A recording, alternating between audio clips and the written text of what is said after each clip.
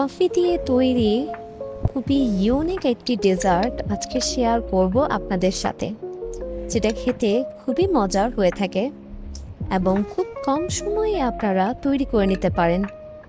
বাসায় যদি মেহমান এসে থাকে অথবা বাসায় বাচ্চাদের জন্য এটি খুবই একটি উপকার এবং মজাদার খাবার হয়ে থাকবে।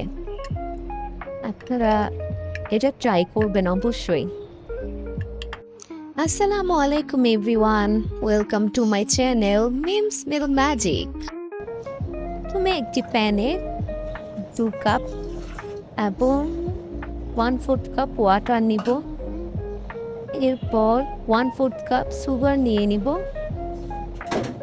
2 স্পুন কফি পাউডার অ্যাড করব এবং half table spoon agar agar powder দিয়ে ভালো মতো নেড়ে নিব। আমি কিন্তু চুলার জাল এখনো দেইনি।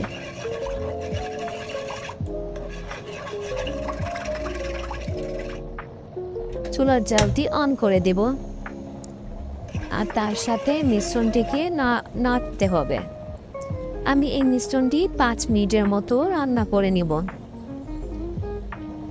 খুব বেশি সময় লাগে না, আপনারাই দেখতে পারবেন এর মধ্যে বলক আসবে, তার মানে মিশ্রণটি হয়ে গেছে।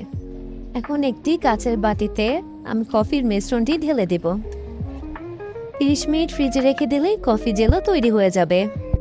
এবার হাফ কাপ সাবুদানা আমি ফুটন্ত পানিতে ছেড়ে দেব আর এটা ঠিক 15 মিনিটের মতো রাখবো। 15 মিনিট পর হয়ে যাবে। আর সাবুদানাগুলো যেন লেগে লেগে না যায়, এর জন্য ছেঁকে ঠান্ডা পানি নিয়ে কয়েকবার ধুয়ে নিতে হবে। আমার কফি জেলো রেডি। ফ্রিজ থেকে বের করে খুব সুন্দর মতো এটি সেট হয়ে গেছে। এখন আমি সাইজ মতো কেটে নিব। আমি স্কোয়ার সাইজ করে ছোট ছোট টুকরো করে নেব যাতে দেখতে ভালো লাগে।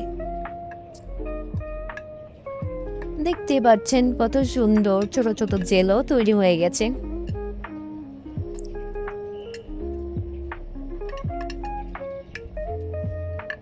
এখন আর কোনো কঠিন কাজ নেই।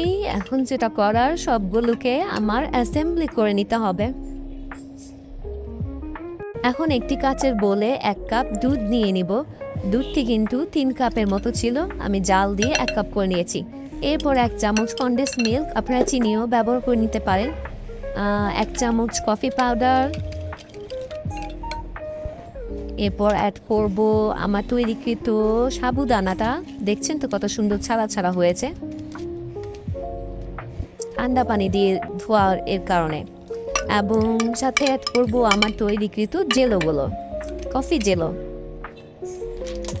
সবার লাস্ট বরফ দিয়ে দেব। বরফ দিয়ে ভালো মতো সবটা নেড়ে দেব।